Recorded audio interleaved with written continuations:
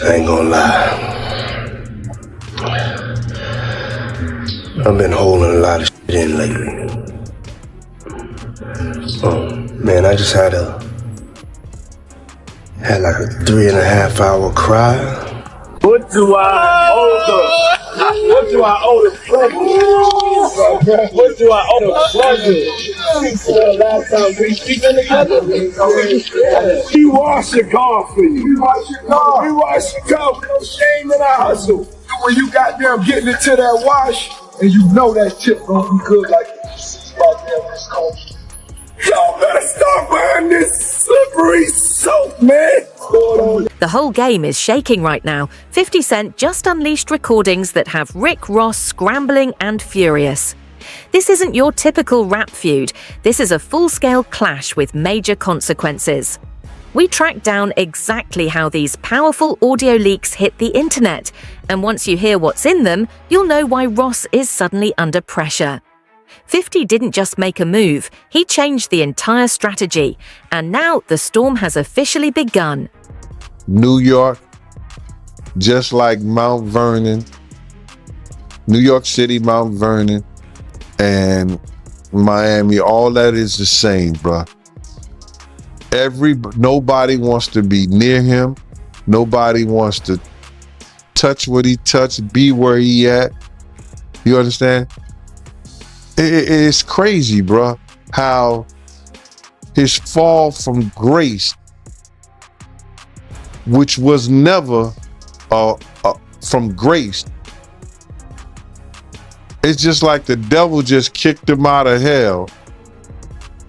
Because he was never in nothing graceful and did anything graceful.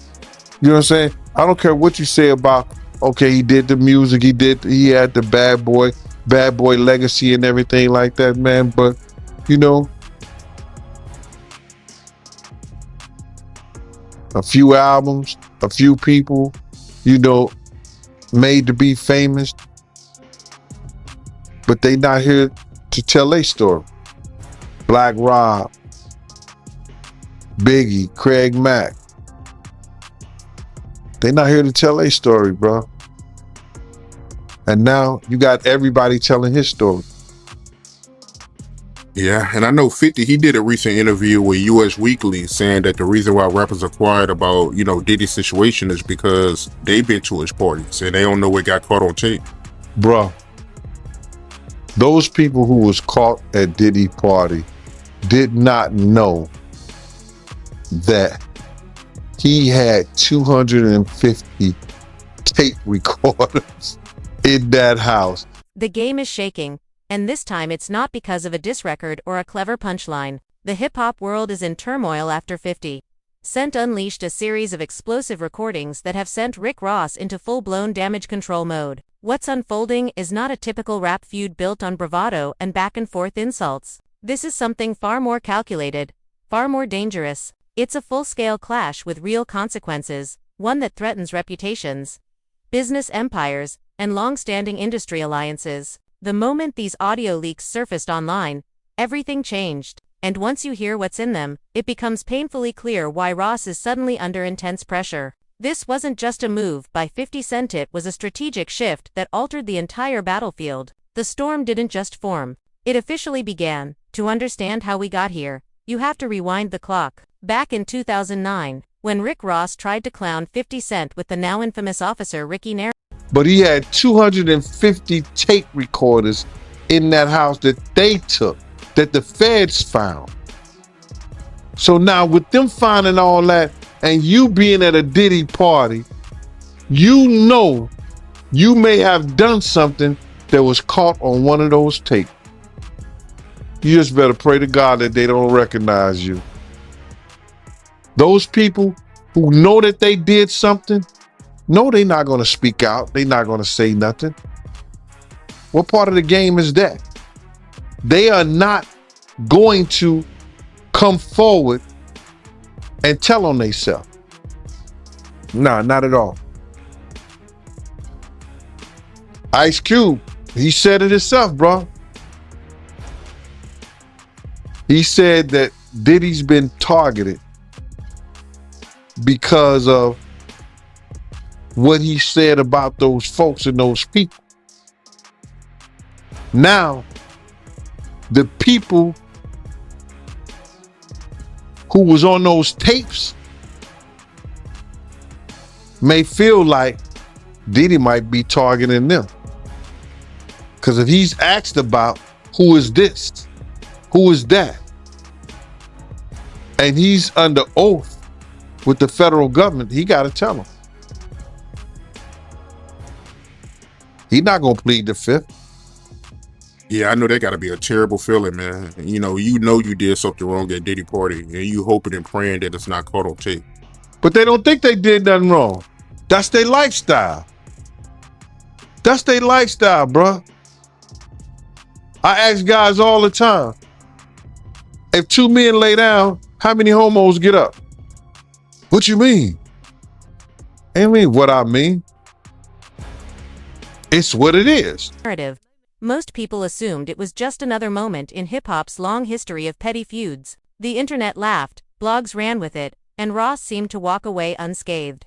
Riding a wave of popularity and commercial success, to the public, it looked like 50 had taken a hit and moved on. But while everyone else was chasing headlines, 50 Cent was playing a much longer game. He wasn't reacting emotionally. He wasn't scrambling for attention. He was watching, listening, and quietly collecting information.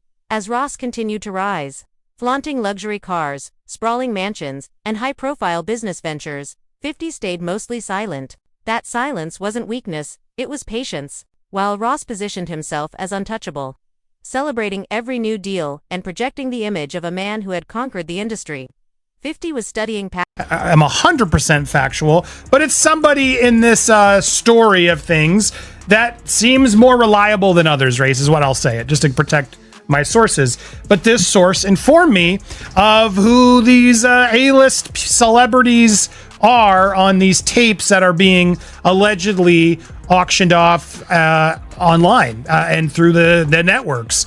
And it's put me in a little bit of a bind because I like to be fully transparent with the audience. I want to say things, but I also realize from what I'm told, because again, I haven't seen them directly yet. I haven't, and I don't know if I want to. Race, I want your advice on that too.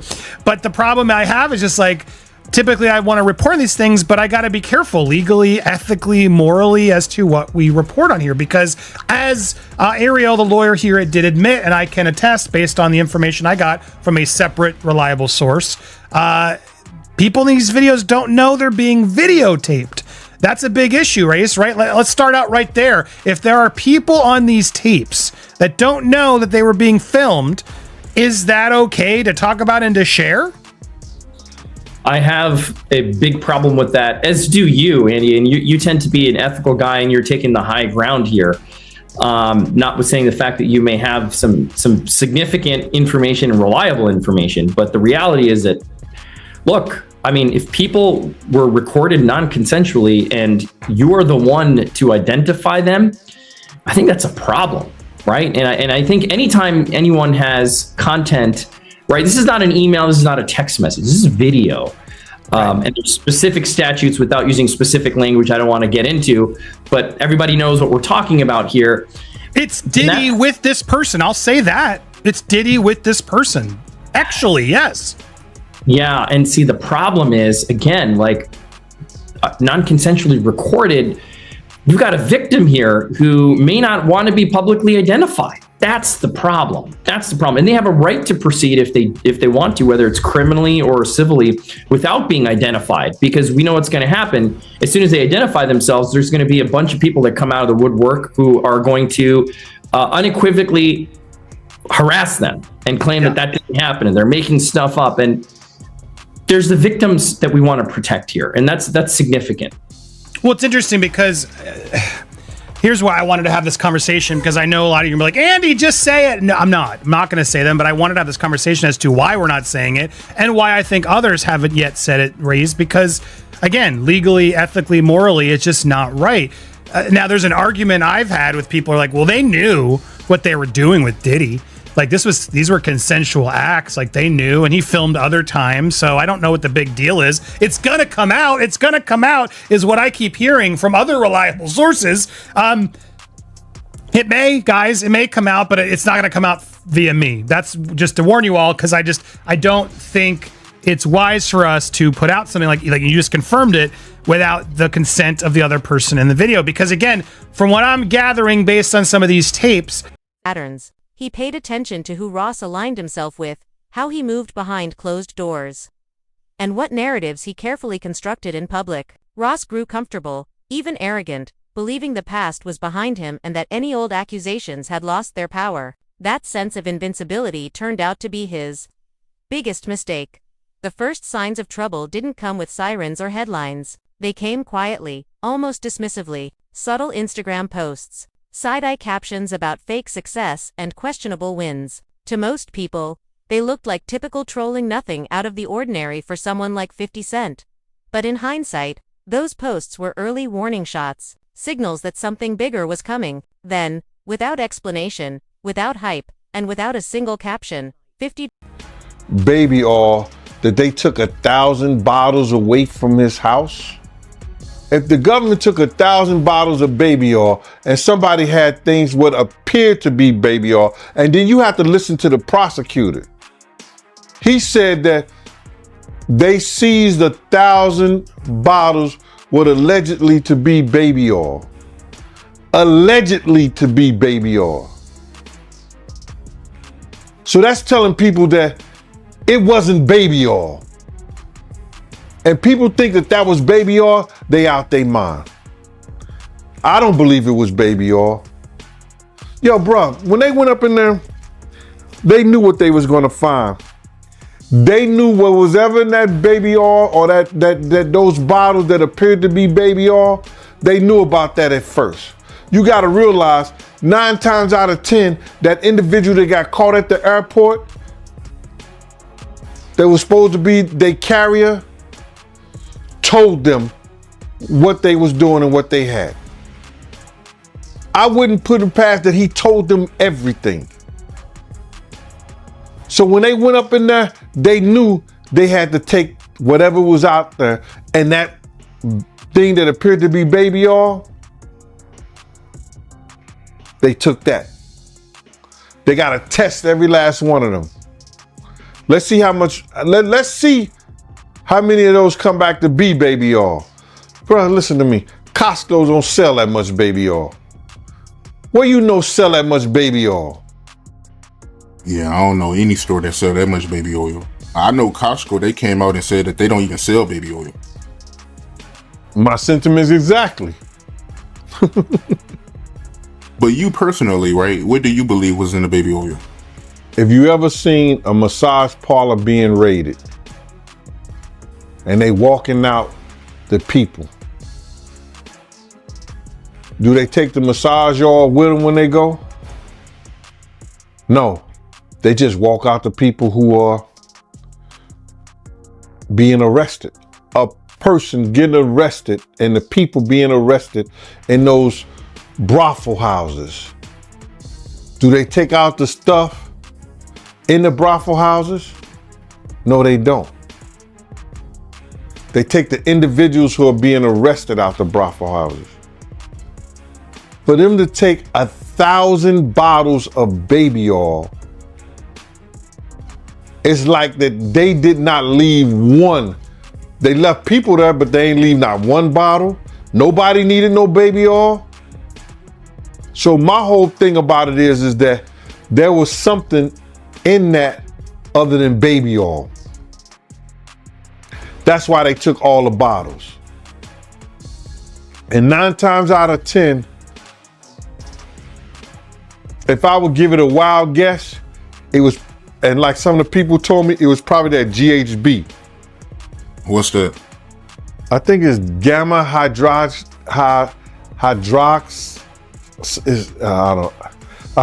I looked it up, bro. Let me see if I can find it. I know this is just showing everything like that, but oh no. Let me. Yo, somebody tap dance or sing or do something, you know what I'm saying, while I'm doing this. Oh, here it go right here. It's gamma hydroxy butyric. what is it effect on the body? It's a euphoria, drowsiness, decreased anxiety, and memory impairment. It works on the nervous system and gives you this feeling of euphoria. So they take that and rubbed it on her, and you forget who you are, what you're doing. It can also give you memory loss, drowsiness, and that's under the DEA, the Drug Enforcement Administration.gov. Dropped the recording. One audio clip. That's all it took. The internet erupted instantly. Social media timelines froze as people replayed the clip, dissecting every word and implication. Blogs scrambled to keep up. Comment sections turned into battlegrounds. The music industry itself seemed to hold its breath. Rick Ross, who had spent years carefully managing his image, suddenly realized the game he thought he was playing no longer existed. This wasn't a joke. This wasn't a petty jab. This was a precision strike. Behind the scenes, panic set in immediately. Industry executives rushed into closed-door meetings. PR teams went into overdrive, trying to anticipate the fallout and figure out how to contain it. People connected to Ross and even those loosely associated with Diddy began activities together is what this is. And again, that's a potentially outing of somebody as well. You know what I mean? There's so many things here that happen in releasing of this private consensual moment that while salaciously everybody wants to know, and people are messaging me all the time, Andy, who's waiting? And it's like, I'm not gonna say, because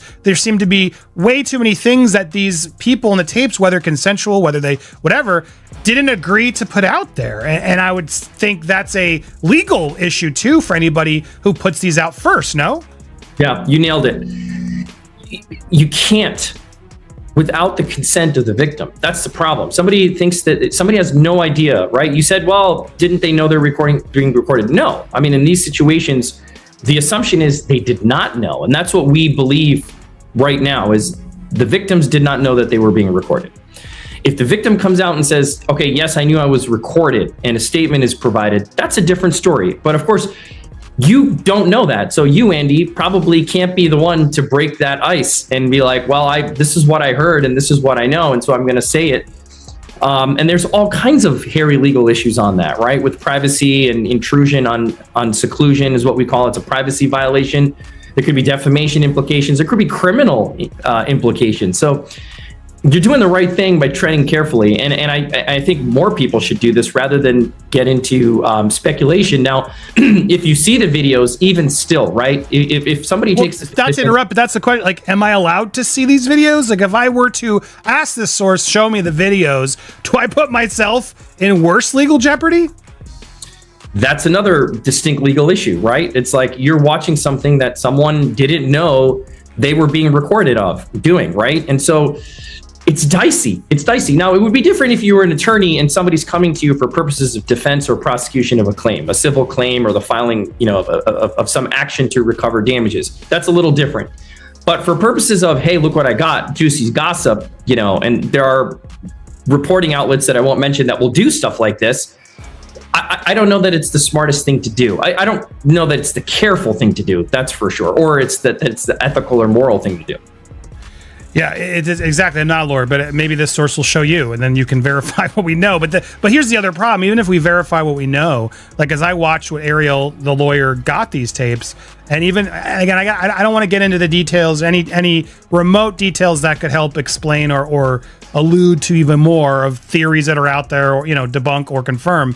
But I will say, hearing what I heard, which again isn't confirmation, but hearing what I heard, it makes me dislike what Ariel's doing even more, because I think there are going to be people out there, if this information does get out in some way, that are going to deny that these people are victims, that they're going to try to say, oh no, they're just consensually thing and they were hiding this affair and yada, yada, yada. And I don't see it that way personally. I mean, and granted, I haven't seen or know, like this isn't somebody involved from what I've gathered in these tapes of them, doing it to others in a way, criminally, like we've heard in some of these suits. This is just, it almost feels like, again, if it's real, like blackmail material that Diddy keeps to sort of hold over these people's heads. And to me, that's awful to the people in it, whether they agreed or knew or whatever. It still just feels like That's no one's freaking business. And maybe they were doing it for reasons we don't know. Just because we saw it in the tape doesn't mean they weren't feeling pressured in other ways, right? So it's a heavy and complicated thing, but it's not a hard decision to say, I can't run with. Quietly stepping out of the spotlight, phone calls went unanswered. Meetings were postponed. Social media activity slowed to a crawl. Everyone understood the same thing. This situation had the potential to spiral fast. And no one wanted to be caught standing too close when it did. Ross himself reportedly encountered the chaos in real time. In the middle of business obligations, his phone started lighting up with messages and missed calls. At first, he brushed it off, assuming it was just another round of trolling from 50. But the moment he actually saw the clip, the reality hit. The tone shifted from annoyance to fear. The whispers grew louder. And the most unsettling part wasn't what had already been released, it was what might still be coming. Insiders began circulating the same chilling question. If this was only phase 1, how devastating is what 50... Yeah, I 100% agree. Like, let's let this play out in the legal realm. If you ever get Ariel on your show, I'd love to talk with her and have this conversation if she's willing to do it publicly, because I still don't understand what her role is in all this. You know, and I've heard at times broker, I've heard at times advocate for victim. And I don't want to judge what she's doing or not doing. I'd love to just have a conversation about it, because I personally don't get it, right? This is a very sensitive thing. Again, if this gets turned over to the feds and the feds bring claims and this is outed, that's a totally different story. But the feds do what they're going to do. Like what we talked about months ago on your show, right? When this first went down, we knew when hard drives were seized and things happened that, look, they're going to build a case. They're going to build a case that they think they can prosecute. It's not for us to speculate what's there or what's not.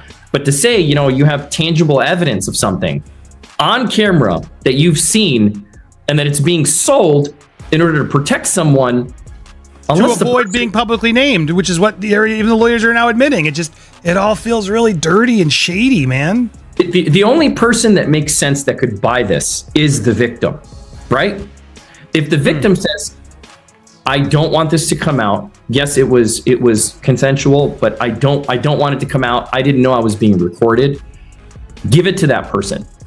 Right, I guess, but you're right, because then they can actually own it. Maybe there is a version of this, so that's what Ariel's trying to allude to. You'll own it, and no other network's going to be able to buy it or show it if you own it and haven't given permission.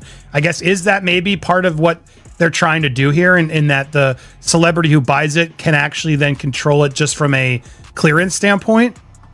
Yeah, I mean, look, it still raises some legal concerns, right? Because let me say it this way. If this was a transaction, if this is a business transaction wherein the victim is then acquiring the exclusive rights to this tape or tapes, and that the person who recorded it is avowing that they will not use it, I don't know where that leaves P. Diddy and the feds, right? But they have an independent right to bring this stuff to light if it gets prosecuted. But my point is, if you're transferring legal rights of this consensual or non-consensually recorded tape to the victim, I think that's a better position to be in. But then the question is this person even in a position to be able to buy the tape, right? Are they a high-level celebrity? Like, who are they? We can assume that they're celebrities with millions and millions of dollars to expend on something like this. Just raises a lot of questions. Scent still has locked away. For years, Ross had publicly insisted that he kept his distance from certain powerful figures and controversial players in the industry. He positioned himself as selective, strategic, and independent. But the newly surfaced recordings painted a very different picture. According to what 50 released, Ross could be heard engaging in questionable business discussions with Diddy, conversations that went far beyond casual networking. The tone was revealing, suggesting deeper connections and shared interests that Ross had long denied. Even more damaging were audio clips in which Ross allegedly bragged about hidden deals with up-and-coming artists, reinforcing the idea that these patterns weren't coincidental, but intentional. Industry insiders were quick to point out the danger. Material like this doesn't just fuel gossip, can seriously damage reputations. I gave him my card. My business card was savoir-faire, security management, and everywhere. You know what I mean? So 50 did a song about that. You know what I'm saying? And he put that in the song. And some years, about a year or so ago, not even a year or so ago, he said that when he dropped my name, he said, yo, I got the Savoir Faire. I got that from Big Gene. He been trying to tell y'all about this Puff shit years ago. But 50 was the type of dude that if you knew he was with you, he was with you. Even back then, he had your back whether you was security or whatever you did. If he was with you, he was with you. And that's what you gotta love about him. You know what I mean? You ain't gotta question his loyalty, you know what I'm saying, on some fight shit or if you in a situation. Cause he going out. Well, I guess you were hanging around him or knew him, right before he got shot. Well, what happened is that I had got some information. 50 came to my house. I tried to fit him on a vest, but I'm like, at the time I was like a 3X. And 50 was like a large, you know what I'm saying? So he couldn't really fit the vest, but I gave him a cover to try to tell him, because he had some pads, some vest pads. So I just told him what the situation was that I knew. And told him he had to watch himself because those cats was gonna come at him. You know what I'm saying? And he was like, yeah. And he was supposed to be going to Cancun. And I told him, if you come to Cancun, I got you, because I used to be down there doing security at Daddy-O's. You understand? And I had people down there that I had knew that was from Puerto Rico, and they was working down there, so they should make sure when I hit the island, anything and everything I needed, I could get it right there on the island. You understand? They work directly with the syndicate. So 50 was supposed to come down there to do a show, and he didn't make it because they had shot him up. I don't know if he was coming in the first place, but he was supposed to, because he was paid half the money to come down there to perform How to Rob an Industry Cat. And when was the next time you seen him after that? The next time I seen 50 after that was at Jack the Rapper. He had blew up. Man. He was like, he was this dude and everything like that. And I was sitting we was in Puerto Rico, and I was sitting by myself, just chilling, and he had his whole entourage with him. He came directly over to me. He like, yo, Gene. I was like, yo, what up, Fif? I said, what up, 50? He said, what's up, man? He said, yo, put his hand out to me, and he grabbed my, he said, yo, they can't stop what God got planned. Went on about his business. And then he blew up crazy. Crazy, man. Yeah. How do you feel about 50 going so hard at Diddy with the documentaries and, what did he do to 50 that made him hate him so much, man? That's crazy. Well, I think it's just, you got to look at it like this. 50 was writing a lot of shit that made a lot of money for Diddy. And he knew back then in the day, he didn't know what he know now, but Diddy was robbing him. You understand? Bringing those kids in, say, yo, here, write this verse for me, man, for this, stuff like that, and giving them $5,000, you understand? Or $10,000, and you making $100,000 or $200,000 or maybe $2 million off of it, or $1 million, whatever the case may be. See, people call that good business. That's not good business.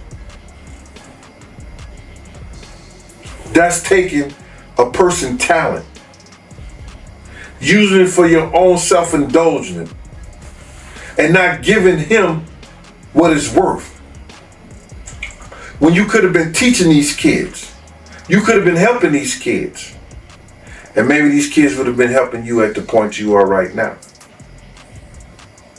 So, if that's the case, he have every right. But 50 is doing this for the culture. You understand? If it's going to be told, he going to have it, and it's going to be told the right way.